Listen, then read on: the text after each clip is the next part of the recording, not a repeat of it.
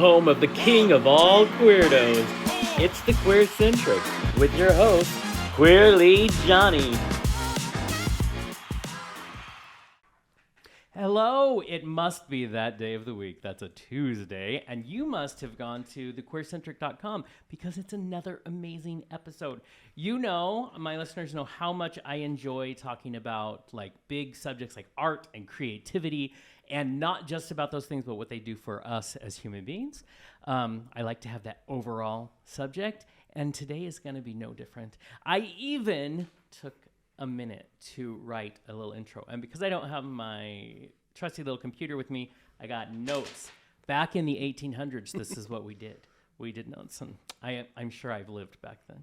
So I just want to say that Jansen Niccals is a local artist to Spokane. From acrylics and watercolor to slam poetry, creativity does not live in just one geographical region or medium. So here to chat with us about his art, the intersection of art and sexuality, and the importance of creativity to joy, and wherever else the Rainbow Road takes us, I am extremely happy to be here with artist Jansen Niccals. Hello, sir. Hello. Thank you for having me. Thank you for doing it. It was like a bam, bam. We made it happen fast, which doesn't always happen. I'm so excited. I knew your name out there because we like to be in those trendy indie circles. Well, thank you. But I want to start with, tell me a bit about your art, what you are actively out doing, and then we're just going to kind of get into some subjects for it. Right now, I'm about talking with somebody about doing another mural downtown, something artsy and whimsical and fantasy. Love that. Just finished a mural over at the AM Cannon Aquatic Center for a bike rack, and did some poetry local downtown. But That's awesome. Listen, do not let me forget. There is a certain coffee shop in town that I was talking to, and they're trying to get into like having a slam poetry night and all that. And I'm like, I think I'm going to talk to someone you're going to want to talk to, but it's awesome. Fun. Plus, you do big stuff. Like murals are not tiny. Partnering up with people to do things in the city at all, that's a big deal. So, I know that takes up a lot of time, but sometimes, doing, helping a little shop, I'm all for it.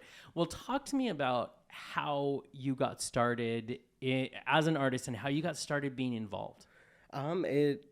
Honestly, it was my own two hands. I am a self-taught artist entirely. Which you would never guess. Yeah, thank you. Oh my amazing. gosh. Yeah. Really good. I wanted to go to college, but because of various learning disabilities and physical disabilities, that was a barrier. So I picked up a pen at like 5 years old and never stopped. That's amazing. Because I can tell you, my mom, I don't know where she learned, but she can draw and do all these things. I do not. My talents are all like different areas. So it isn't something, it's not easy. Thank you. Just to create something, first of all, that looks like something. Yes. But I have to say, so I was going through your work. I really appreciate your ability to bring fantasy to life. Gosh.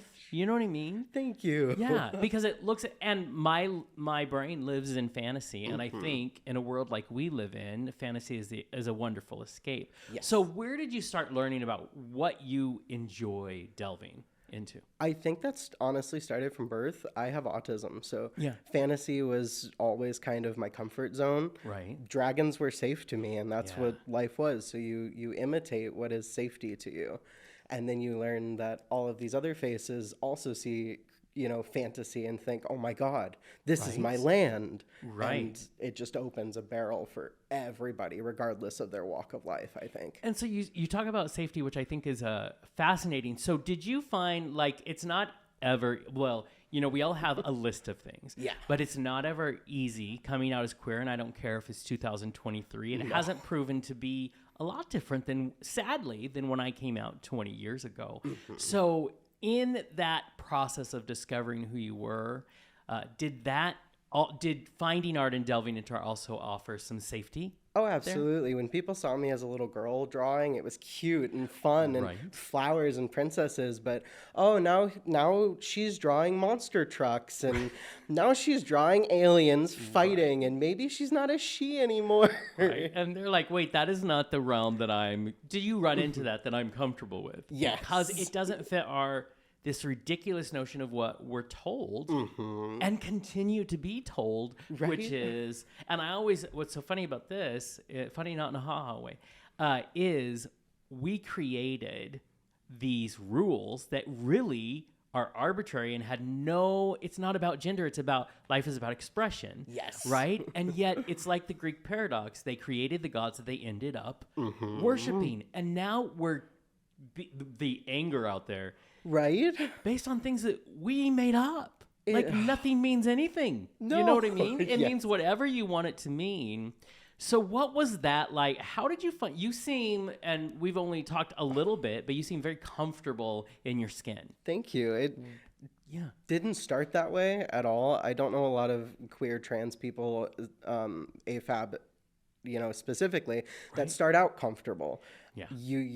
It's an evolution. And specifically with my art, I found that my art was the one place where my gender could reflect however it wanted, not just binary even. Yeah.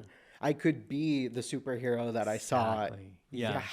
And it's the other odd thing is you can have people in the cis heterosexual community can draw all these different things, and they don't get put through the same, like it infuriates me. Yes. Because, but the thing I love about creativity is that idea of expression. I talk to people, we're very sex positive show, so I talk to people how sex is an expression. Yes. Art is an expression, everything.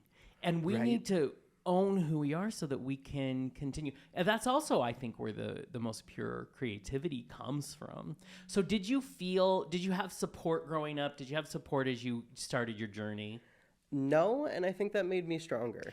It can, yeah. Yeah, it was hard being a trans man, especially, and like the artist slapped on top of that, because you'd understand that art isn't taken seriously for the most part. Yeah. So no, I didn't have a lot of support systems. I had to end up creating those as I went. I had to educate others on queer history and what it is to be trans and, et cetera, all of that. I feel like, so in my 20s, I was a gay man. It was still such a novelty. And I had to train people. And I've been telling people that I really think trans people they're the new front line. Because they have to do everything that we just did over here, which is why I don't understand infighting. I have a beautiful friend who I was just talking to today, and she is just beginning her transitional journey. Congratulations. Yeah, and amazing. And I say to her all the time, know that you are loved, know that you are supported, know that you are celebrated. Those three things. You don't have to understand anything. We had some beautiful moms here last week, and it was hard for them at first, but we talked about how they realized I don't have to get anything. I can educate myself, and I can love my kid. Absolutely. You know what I mean? So you've been in the Pacific Northwest. This is where you're born and raised. Yes. Have you always been in our area, the Spokane area? Yes. Awesome. So you have this home, and then you decide, where's that moment where you're like, I want to take my art bigger, and I want to be in the community. How did that work? A slight trigger warning, but very vague. Yeah. I tried to take my life in 2016. That didn't happen, and I'm thankful for it. Yeah. That was the moment I learned that I could not turn art off. Yeah. I couldn't just go be a biologist or go do math. Or this isn't something that's just going to leave me. I will always make art, even in my lowest moments. Right. And I thought maybe if I can make art that others can see in their low moments, they would think too, oh, maybe I can create something, and that cycle continues, because aren't we all just inspired by the last thing we saw? Exactly. And so then how did you do that first mural? What kismet happened? Oh my gosh, I want to think a little bit of luck, the thankfulness that I can hold a paintbrush, and that my surgery wasn't sooner. Right. I got to do this octopus mural out in front of the A.M. Cannon Aquatic Park, which is a local family swim center. And it was geared towards folks that hadn't gotten to start public projects yet. Yeah. So I got a kind of foot in the door by that way, and then just haven't stopped since. And don't. Thank you. It's also good to have, I'm excited that we can spotlight any way that we can the artists that are out there. Especially, I want to talk about this idea this is perfect time to talk about how creativity is connected to joy. I mean, as you shared, you went through a pretty, dramatic experience and traumatic to yourself, and yet you found something in you where you were able to pull from it, and it brought you your art, which brought you here. Yeah. What was that spark? I want to say all along it was myself. It was the same guy I saw in the mirror that pushed me to transition. It was that hope for joy, that happiness comes to me via art when I'm holding a pencil or a brush. Happiness comes after I do my testosterone shots. Right. Happiness is what I make of it, and I can literally make it, if that makes sense. Yes, definitely. I was talking earlier, my mother and my sister both got this able to be an artist, but mine is over here in writing, or mine's in songwriting or singing, but it's that same, a place to put the thing, because it helps us to kind of sift through the information that it's giving us and figure it out, because it's hard enough for everybody, but as an artist, you have to be able to tangibly work your way through it. Yes. Yeah. I found that a lot of artists can explain when their soul is full of like sadness, but there's the other side of that where you're full of joy and it's everything you're doing. It comes out in like singing or your painting or your performance, anything. I find that like both sides of that spectrum are important, but to not ignore when the happiness is in play. Yeah. And celebrate it. Yes. I'm working on a thing right now with my brother, actually, about it's okay to celebrate yourself. Yes. And actually, it's kind of imperative for our humanity to take 1 second and go, oh, wait, I'm going to celebrate the things I'm accomplishing, the things I'm doing, and just existing in this moment. And I want to see more people own it. Yes. And so that's what I love about doing the show. And I want to read, there were some quotes I was reading up on you that I think, I mean, you said it, but they kill me. I create art because it is the one thing in my soul that is the loudest. When I am drawing or painting, I am free. My heart sings as it soars across a canvas. That to a schmaltzy person like me just makes me want to cry. It's a pure response and information you're giving about something that's very personal. You know what I mean? Art is very sewn into our souls. Yes. Why are you able to be so vulnerable? Vulnerability is all I know. Without vulnerability, I lose honesty. Without honesty, I lose connectivity. I cannot be genuinely, authentically myself without just being scared and being, nervous. It's very brave. And I think you said two words that are really it, which is vulnerability and authenticity. Two things that can't exist without the other. Yes. But it's probably one of the hardest things to access just because we're all bombarded by the life around us. Correct. You know what I mean? So to be able to find that and own it like you do, how are you able to keep that nurtured and be able to keep that open when it's not always easy? Oh, it absolutely isn't always easy. I find that love from others, support from your network, if you're having a time where you're like, hey, the things I'm creating, the stuff I am singing doesn't sound right to my ears, bring in other ears that love you and know that like, hey, you are good at what you do. You need support. Same as anybody else. Football players need support. Yeah. So do artists and musicians and actors. Hallelujah, exactly. And also for all you football players listening, I will support you. Me too. Give me a call. It's fine. But those are the things that I find. We have a lovely therapist who comes on, Holly McGinnis, and we talk a lot about this idea of why we get almost like an earthquake and you're buried in the rubble. Mm-hmm. And so sometimes we forget. I think we all started with vulnerability. Yes. And then with each new hurt or think it gets buried. And for me, as I can tell for you, if you're creative and artistic, that is your tool to find it. But there is a chance it's easy to deny it. Yes. And you said something that some people look at it as cliche, which is back in my day, we called it chosen family. If your family cannot love you, that's okay. Yes. Because family isn't about blood. Family is about love. So you build it. And now we talk about tribes. That was, I think, the next thing that came after. And now we're finally having a conversation again, basically about curating the people that we surround ourselves with. You know what I mean? And so I'm guessing you must have a really good support system of friends and family that love you? Oh, I've got people that I would die for and people that would die for That's me. amazing. Wait, I have to ask, how old are you? I'm 25. That's beautiful. Thank you. Keep it for sure. Because I will say at this end of things, I'm 47. You forget and you have to remember what it was like being young and, oh, that's right. This is where it is. And 25 is that sweet spot. You're no longer this 20-year-old trying to figure shit out. And so you can celebrate it. And I think you've nailed it. You have, you're out there being an artist. You're out there connecting in ways. And so, and then let's talk to you're not just one medium. You know, I know that you draw, but I also know you're in watercolors and acrylics, but you're also into poetry. Yes. You know, there's not one realm. So where did poetry start coming in? Around 2016, I got to read poetry for the National Poetry League. It was this huge conglomerate of people from all across the United States.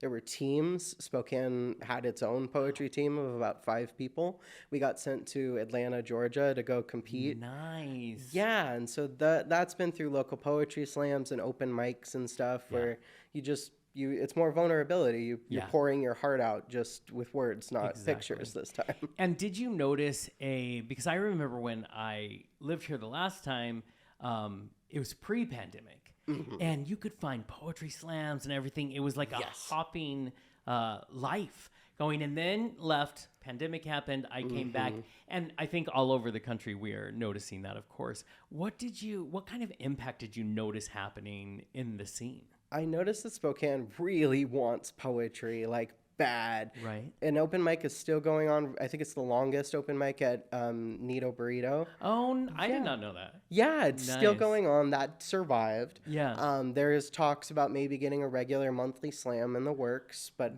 it's... Yeah, those were the good days. Yeah. And I do notice, like I was just saying, we had, before we turned on the mics, we had visited a business, and you could see the light in her eyes come on, because there is a hunger for that. I remember Boots Bakery back in the day. Also, you know, she's amazing at supporting that. And finally, there is a new home base. Yes.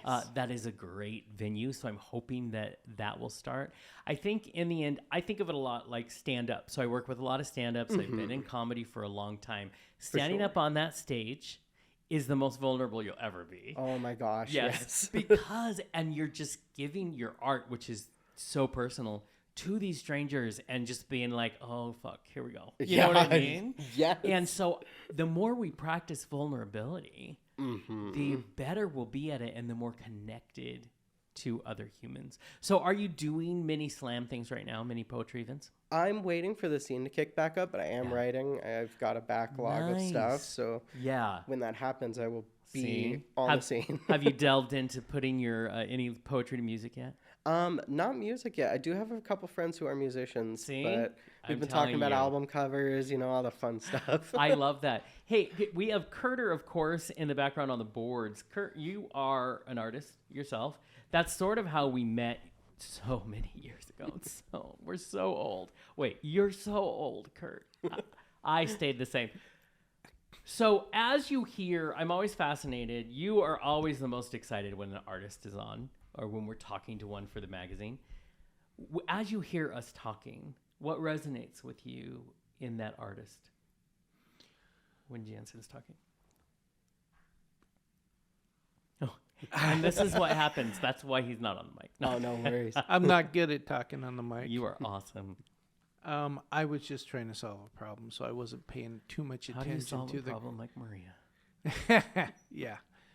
I mean, I look at artists as what the story that they tell in their art, because that really that tells me, because I reproduce art as well as a painter. And a lot of times I paint just to figure out how to reproduce an artist's work. Sure. So it'll come out as good as possible. But in your work, I can see the strength that you are talking to Jonathan about.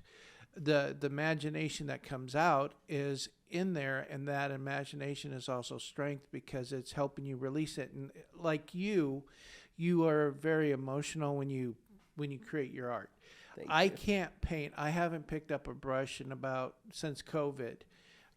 No, I can't say that. 2 weeks ago, I went on a vacation and I painted a little bit. But I have to paint when the mood is right. And then when the mood is right, it's just a passion that I can't stop. Yes.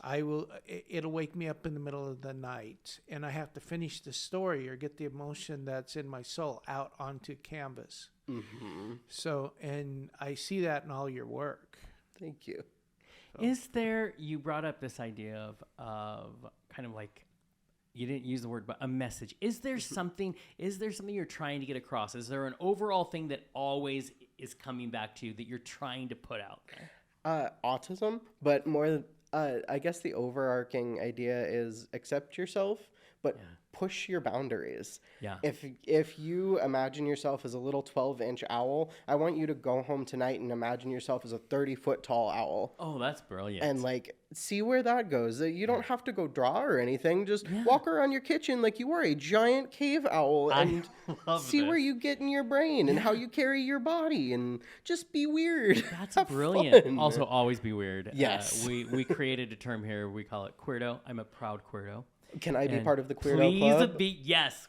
We have my t-shirts God. coming. So I think it brilliantly describes this idea of pushing the boundaries, of love accepting that. who we are, but then going beyond it. And you Yes. mentioned autism. I follow this amazing guy on TikTok he autistic and he also has Tourette's. And I'm bet you. amazed at him that he wants to educate. You know what I mean? And so he puts it, and it's so brilliant. Like, so That's wise, incredible. right? To have this conversation, which I wish all of us would do, is reach outside of yourself. You know, if you think you've never met someone with autism, one, you're probably wrong. Two, you have to step out and find out what it's like. I get letters that happen to, there's a lot to be said that I'm a white guy, and which is fine. But that there's not enough representation. And all I ever say is, all I can do is start from my privilege and then step beyond it. Because Absolutely. I want to learn it, but I can't change this. Yeah. I'm a big old queerdo white gay man. This is just how it is. But I want to know more. And Absolutely. we have those choices Yes. to broaden. So do you find that you end up educating a lot? I guess it depends on the space. If folks are open and respectful in a manner where they want to receive that information, absolutely. Otherwise, it's like, I can point you towards some resources, but that's not my labor right now. That is brilliant. That is self-protection, which everybody needs to learn to Thank do. you. Yeah, I do it. I talked to a lovely young man who knows that when I was younger, I was a preacher's kid. And how I got to the point of saying, okay, it's obvious that this person wants to argue with me. And what I say is, I've had this argument when I was younger, and I'm okay now. This sounds like an argument you need to have, but it isn't with me. That's so important. Go, because it's self-protection. Yes. And as an artist, and it's the only side I can actually speak from, but as an artist, I feel, because there are times when our walls are down, because that's just the nature of art, that we really need to care for ourselves. Yes. And be aware, because education is wonderful, but there's a point when it's not our responsibility. Absolutely. You know what I mean? But I do think that's amazing that you're out there open, all of it, just right there. Thank you. Yeah. So let's get to being trans, our sexuality, Sure. all of that. How do you feel, first of all, that it comes into your art?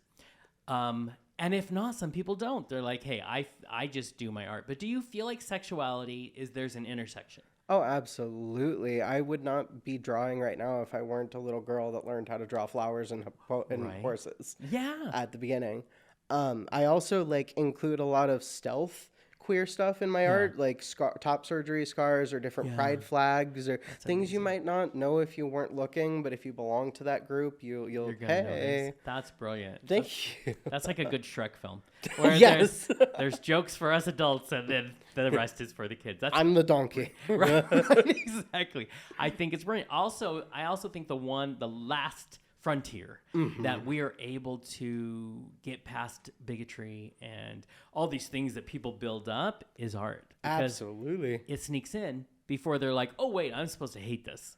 You know what I mean? Yeah. So I think the artists, as they were back in the day, are honestly warriors, and we should be lifting them up. Yes. Yes, because that's where change comes from.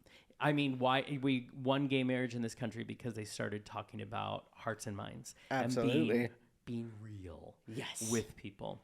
Now, let's say someone's running around.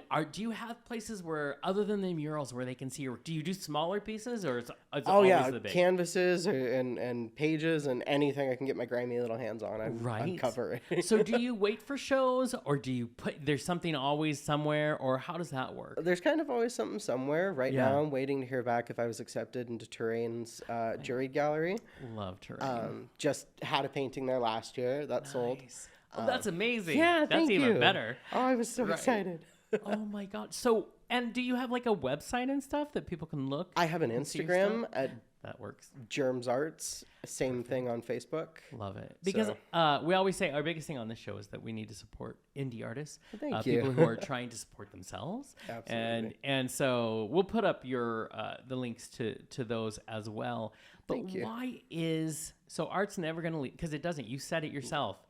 And honestly, I think art, you can try to ignore it. And if that's your creativity, it's going to come back. Yes. You know, because honestly, it's misery if you put it on pause. Oh my gosh. Yeah, it can turn your world upside down until you come back. You know, a husky howling in a room when you close the door? Yes. It's that. That is exactly it. I tried to ignore it for 3 years, and I pretty much almost died. It was just too much. And there was that moment where you're like, oh, I'm not okay. Yeah, no, Yeah. I'm okay with this. Yes. Everybody tells me I won't be, but Right. when I do what they say, I'm worse. Yeah, exactly. My brother learns now, and he's like, you were not meant to not. If you quit everything, you can't survive without your art. Yes. Like, you have to find a way to keep it going. And honestly, we need those people in our lives who are like, so what makes you think, so 25 now, let's go 50 years, 75 years old. What's going to make you continue? I lost a leg, and I'm still figuring out how to get up on scaffolding. I don't think it's going to change at 70. I love that. Thank you. Right. And I seriously, have you done a painting with Spider-Man, with the first Spider-Man as having... Actually, yes. I designed my love own this. Spider-Sona with a web-based prosthetic that also has the little claws on it. I'm a huge Marvel and geek nerd. So yeah. See, this is the time. I just watched, just so everybody, because I know you care about my opinion. No. Yeah, see, Kurt laughs. I just saw the new, or the newest Guardians. Oh, it's so good. It is. And Rip your heart out. Thank you. There were parts I would not let my dog Reggie watch. I'm like, no, you can't do this. You cannot, because it would kill me, because it deals a lot with some animals, and I'm like, I'm going to go, and I get very Rescue angry. all of them? Yes, and I get very angry, and I'll yell at the screen, and Reggie, my dog, is like, what is happening? I'm like, Dad? it's because I love you. Yeah, but this is art, and I thought it was a very artistically well done third, and a Absolutely. third that could stand. You know, they did it. I'm pretty shocked that we're to 2 sequels, and we're still good. The emotional depth we're seeing Yeah, still, that we're still there. absolutely. So, speaking of these beautiful things we love watching, where do you draw inspiration? I have some friends who call it going back to the well. A lot of Studio Ghibli, Miyazaki, like Japanese type entertainment. That's where my like little heart started. Yeah. And then my husband got me into comic books, and so yeah. then I started illustrating comics. I was gonna say, is this Spider-Man version in his own comic yet? Yes, and I can actually show you at some point. I've got a couple That's different brilliant. drawings put up. See, it's amazing. The back in the day, there were comics and there were graphic novels, and which were very much the same. Just one was more bulky than the other. There's such an artistry to it when they do it, which is why I get mad at Marvel when they aren't true to those, like giving it what's there. So you know what's always there. You know that for you, it's going to see another artist's joy and what they create is something that keeps you filled up. Yes. I don't get the impression, but we know impressions can be, but I don't get the impression that you go down a lot. Like you seem so joyful. Oh, you'd be surprised. So what happens in those moments? moments? Oh my gosh. The moments where the water is up to my earlobes and I can't really see beyond the waves are the moments where I just have to float. I can roll over, but what is that going to do, you know? So you float and eventually a piece of driftwood comes by and you can scribble on that. And then you float some more and eventually a big log comes by and you can sit on it, but it might not be the table. Right. And then the table will come by and that's just the process. That's amazing. See, still, that is such a good attitude to have in those moments that hit us. Thank you. I mean, everybody's there. And I'm sure we talked about your support group. You know, that's there. And your husband sounds very supportive. Amazing human. That. See, I cannot tell people, please curate the people you have around you. It's such an important. You are the company you keep. Yeah, it's so true. Yeah, I always like to try to do that. Then I go back to my amazing notes and see if I have any more. Oh, good. I was very fascinated. Kurt, you said that you mentioned looking at Jansen's art. Tell me, and you shared opinions, which is a big deal. I want everybody to know. Very big deal. As an artist, looking at an artist, what is it that stands out to you? And do artists have this little like communication? I just feel like there's this little energy in the air when you have two artists, especially when it comes to a lot of the same medium. It's called creativity. Hey, bitch, I got that. Well, when I look at your art, it's made me feel happy. Thank you. That is the main thing, you know, because I have a belief. I know it's not college related or anything. It's just dealing with hundreds and hundreds of artists over the last 30 years.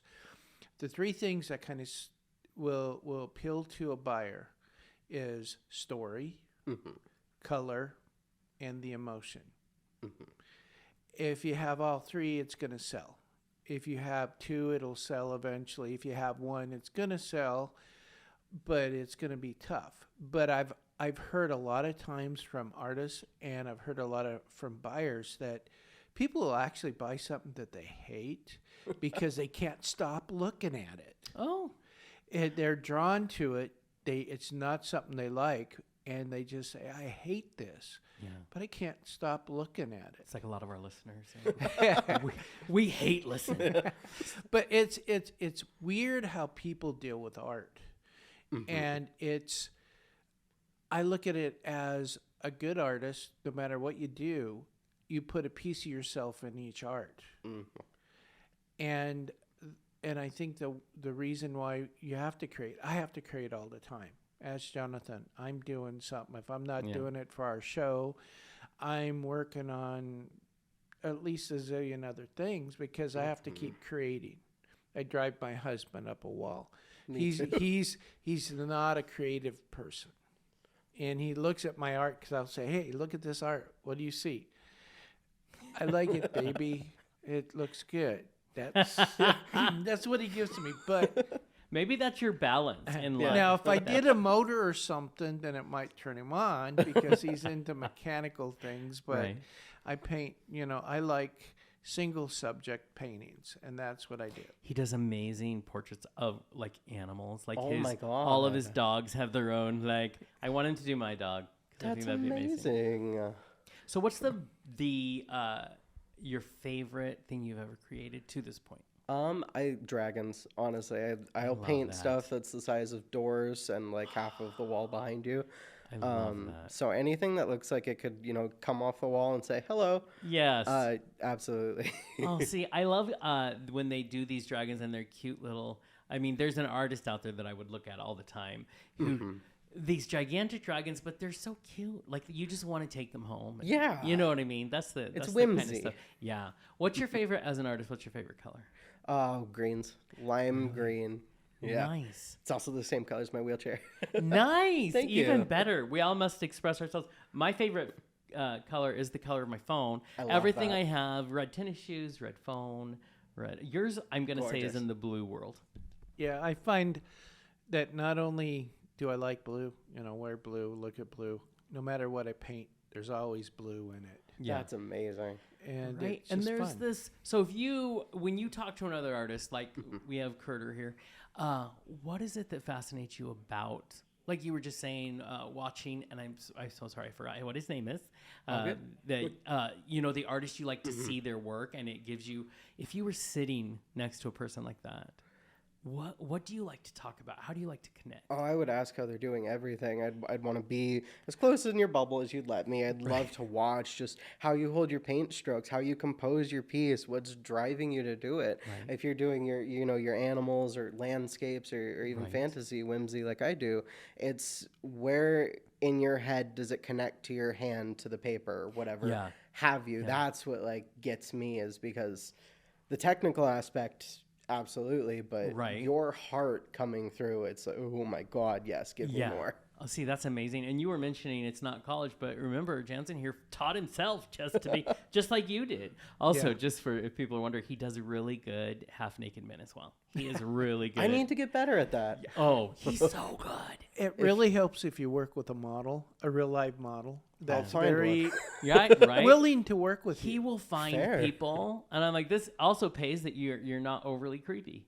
Yes. So, I mean, he's creepy. Mentally, I'm really creepy, but I'm very professional with my I'm models. amazed because that's what I used to try to draw, just people. Once you get to the arms or hands, I'm like, I need to hide them. Hands and feet, nope. Right? Right? But now dragons, that's when it's where you're at. That's where it should be. It's most important for us here is we do, like they like to call me the cheerleader. It's very important to me to lift people up instead of bringing them down, which is why I don't do the hard news or anything like that. But what is it, someone's looking at your piece, what do you want them to take away from your work? That they can make art too. Oh, wow. Yeah. See, I think I would look at, which I have looked at your work and be like, oh, I can't do that. No, I want somebody to see something and think, is there a world beyond our own? Is there something that I can pull out of myself that wasn't there previously? Not that they have to be the best artist in the world, but just, can they start? Right. That's all I want. I want more art in the world. Yes, and that's very true. I think if we had more art, more creatives out there, it wouldn't be so shitty. Yes. Let's just be honest. Absolutely. Yes. I feel all we need, so we need a lot of artists and creative people, and then women in power. Those are the three women things. in power, hot men just willing to stand around in some... Listen. Yeah. That's why I have built my life in this realm. Yeah. I know where they exist. It's beautiful. Then let me know. Right? And live in a world where you are appreciated and where you're... I tell people all the time, back in the day, in my 20s, I was 325 pounds. I was basically a mic stand next to me, and I was the impression of the number 10. It was just, and like I loved myself. I didn't know, but I also was surrounded by people who thought I was sexy. No. Oh. Everybody needs that. Find your tribe. Yes, because it helps you to, first of all, continue to be vulnerable. Yes. Listen. Hotties, I'm talking to you. I'm on the dating prowl. So there we go. If you could give a parting thought to people listening to our show of any age who are drawn to art and they maybe want to express it, but they're scared. Do it. Fear should be your biggest driver. Fear should push you into the things you don't know, head first, spiraling, just so you can land back on your knees and say, don't do it that way again. That's brilliant. Don't be afraid to fail. No. Failure is a learning opportunity. Exactly. If we make it that. Yeah. The only reason to fear failure is because that might mean you don't do it again. Yeah, exactly. And the only thing that crushes our spirit are things that we allow to crush our spirit. Ourselves. Yeah, exactly. Yeah. Oh, see, I think that's amazing. I think we should go to coffee, is what I'm saying. We need coffee dates in the future. But before then, remind people again where they can go on to Instagram and just find you. Instagram and Facebook, both the same, are Germs Arts, all one word, lowercase. And germs as in GERMS. So it is that. I want to make sure everybody like the stuff the hand sanitizer kills. I know. I love that. And it sounds like there's comics. There's like actual paintings. So can people? Are your paintings accessible to where they want to have this one and put it on their wall? Do you have they can be, like absolutely, that? yeah. That's amazing. I do all of my stuff sealed with full frames and wire hanging installation on the back. So when they're ready, they're ready. That's insane. Thank you. Oh, and so we do hope that we're going to see you at Terrain. I really love Terrain. If they accept me, I'll be there. Listen, come on, guys. I'm sure they're pretty smart over there. Thank you. Also, if you want artwork, what I love about the fantasy part, because that's really that's what I read. I'm drawn to that because my world is very serious a lot of the time. That's what I think is amazing. But what I get out of this conversation more than anything is talk about creativity leading to joy. Is there's such a joy that comes off of you that is what we all need to access. And so I thank you for taking time to be with us. Thank you for having me. You gave Kurt a reason to get on the microphone, which never happens, and also we don't allow. Thank you, Kurt. You're welcome. But until then, remember, we are always loving to talk to people in the community. And typically it happens to be in the Queerdo community, but it's anyone who is trying to create and be better and make the world a more joyful place. That's what I love. That's my sweet spot. So please remember, check back every Tuesday to the QueerCentric.com to find out a lot of fascinating stories that we are honored and privileged to tell. But until next time, everybody, bye.